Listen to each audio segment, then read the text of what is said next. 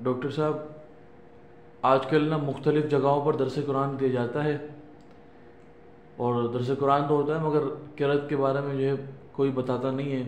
تو اس کے بارے میں ہمیں معلومات عطا فرمائیں۔ دیکھیں، بات اصل میں یہ ہے کہ جو قرآن مجید کی جو قرأت ہیں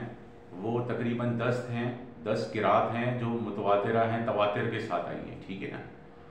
اصل میں اس کے لیے تو یہ ہے کہ ایک الگ ہی اس کے لیے باقاعدہ کتابیں موجود ہیں، اور اس کے لیے باقاعدہ علماء کرام سے اس بارے میں تفصیلات معلوم کی جائیں، لیکن میں کچھ ضروری پوائنٹس آپ کو بتا دوں کہ پہلی بات تو یہ ذہن میں رکھ لیں کہ قرآن مجید حضور علیہ الصلوۃ والسلام کی قلب اطہر پہ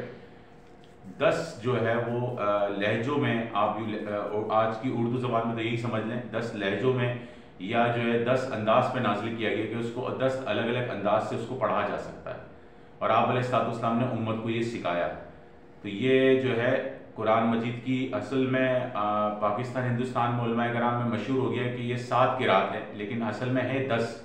قرآن مجید کی تواتر کے ساتھ جو قرأت ہیں، ٹھیک ہے نا۔ متواترہ قرأت جو ہے وہ 10 ہیں، اور ان میں سے کسی کی قرأت کے ساتھ بھی قرآن مجید اگر پڑھا جائے تو یہ ہے وہ کہ تلاوت بالکل اس کی صحیح ہے۔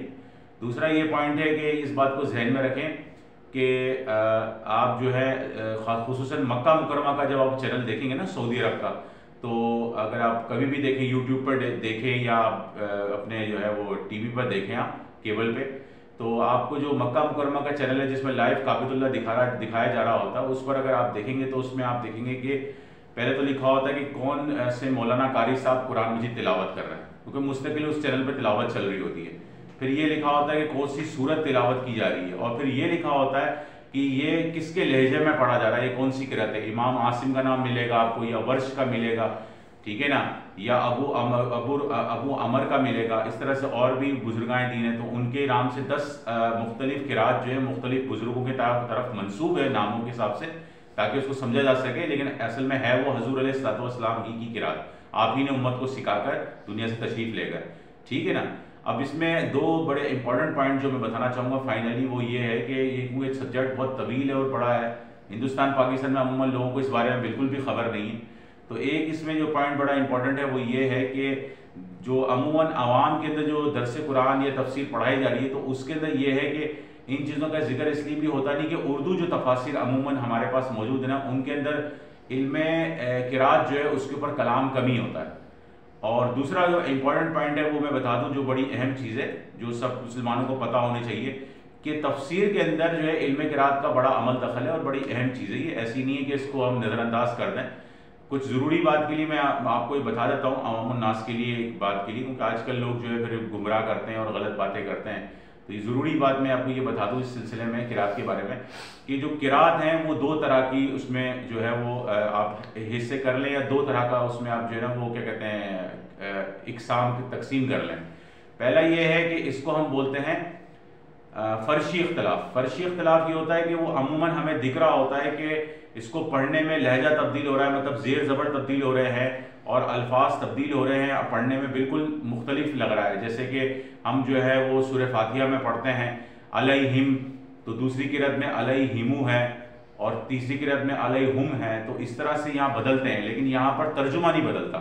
یہ بھی حضور علیہ الصلوۃ والسلام کا ایک معجزہ ہے کہ قرآن مجید کو مختلف انداز سے پڑھا جا رہا ہے، تو بعض جگہ ترجمہ بدلتا ہے، بعض جگہ ترجمہ بالکل نہیں بدلتا، لیکن کہیں ترجمہ بگڑے گا نہیں، یہ بات کو ذہن میں رکھیں۔ تو پہلا میں نے قسم آپ کو بتائی کہ اس کو بولتے ہیں ہم فرشی اختلاف۔ بظاہر آپ پڑھ رہے ہوتے ہیں، تلفظ اس میں چینج ہو رہا ہوتا ہے، جیسے قل اعوذ برب الناس پڑھتے ہیں ہم لوگ، اور دوسری قرأت میں پڑھتے ہیں قل اعوذ بہ، تو اس کو اس طرح سے ہی پڑھا جاتا ہے۔ تو اسی طرح سے اور بھی ہیں، زیادہ تر مقامات کے اوپر آپ دیکھیں گے کہ یہاں پر فرشی اختلاف ہوتا ہے، اور وہ یہ ہوتا ہے کہ اس میں جو ہے الفاظ تبدیل ہو رہے ہوتے ہیں، لہجہ تبدیل ہو رہا ہوتا ہے، لیکن ترجمہ بالکل بھی چینج نہیں ہوتا، ترجمہ بدلتا نہیں ہے۔ اور دوسرا اختلاف ہم کہتے ہیں جو میں نے تقسیم کی ہے، یعنی 2 تقسیم میں نے بتائی آپ کو قرأت کی، تو دوسرا ہے حصہ جس کو ہم بولتے ہیں اصولی اختلاف۔ اصولی اختلاف یہ ہوتا ہے کہ ترجمہ تھوڑا سا بدلتا ہے، کوئی بات اگر چھپی ہوئی ہوتی ہے تو وہ کھل کر پتہ لگ جاتی ہے۔ اس کی مثال میں 2 آیتیں پڑھ لوں، ایک میں آپ کو پڑھتا ہوں مالکی یوم الدین، سورہ فاتحہ میں ہم پڑھتے ہیں، اور دوسری قرأت میں ہے مالکی یوم الدین۔ مالکی یوم الدین جب پڑھیں گے تو اس کا مطلب یہ ہوگا کہ اللہ تعالیٰ یوم جزا کا مالک ہے، اور جب مالکی یوم الدین پڑھیں گے تو اللہ تعالیٰ یوم جزا یعنی قیامت کے دن کا بادشاہ ہے۔ اس کا یہ تھوڑا سا بس تبدیلی آئے گی. اسی طرح سے وما ہوا علی الغیب بدنین، آپ جو ہے وہ غیب بتانے میں بخل نہیں. عموماً ہم اس کو دعات پڑھ رہے ہیں، وما ہوا علی الغیب بدنین پڑھتے ہیں، ہماری جو حفظ قرأت کہلاتی ہے امام عاصم والی. دوسری قرأت میں اس کو پڑھا جاتا ہے وما ہوا علی الغیب بزنین، کہ آپ غیب بتانے میں تہمت زدہ نہیں. تو تھوڑی سی تبدیلی آئی اس کے اندر. تو یہ کہلاتا ہے اصولی اختلاف. تو اس کے اندر بہت سارے فقہی پوائنٹس نکلتے ہیں، بہت ساری تفسیر کی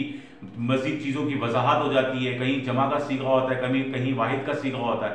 تو کہیں غائب کا صیغہ ہوتا ہے. تو یہ چیزیں ہوتی ہیں. بس یہ کہ یہ زیادہ تر علماء سے تعلق رکھنے والی چیزیں ہیں. اب تو علماء میں بھی یہ چیزیں جاتی جا رہی ہیں، ان کو بھی اس بارے میں علم نہیں ہوتا. لیکن یہ ہے کہ اگر آپ عربی تفاسیر پڑھیں گے تو اس میں اس پر لازمی طور پہ کلام موجود ہوتا ہے. لیکن یہ ہے کہ میں سمجھتا ہوں کہ آج کے جو درس ہو رہے ہیں اس میں اس کا اہتمام کیا جائے، تاکہ پبلک بالکل بھی اس سے ایسے نہ ہو جائے کہ کل کو کوئی ذکر کرے تو اس کا بالکل کھل کھلا کے لوگ انکار کریں اور بالکل کفر کی طرف چلے جائیں. اور دوسرا یہ بھی ہے کہ یاد رکھ لیں، آج کل کے زمانے میں کوئی بھی عالم آتا ہے آپ کے سامنے قرآن کی آیت تلاوت کر کے آپ اپنا ایک بھرم یا اپنے ایک وہ غلبہ ثابت کرتا ہے کہ دیکھیں میں قرآن کی آیت آپ کو جو ہے وہ تلاوت کر کے اس کا ترجمہ بتا رہا ہوں. تو آپ اس کو یہ بھی بولیں یا آپ خود بھی جا کر دیکھیں تفاسیر کے اندر کہ بھائی ہو سکتا ہے کہ دوسری قرأت میں معنی اور آپ کو اچھے اور بہتر سمجھ میں آ رہے ہو.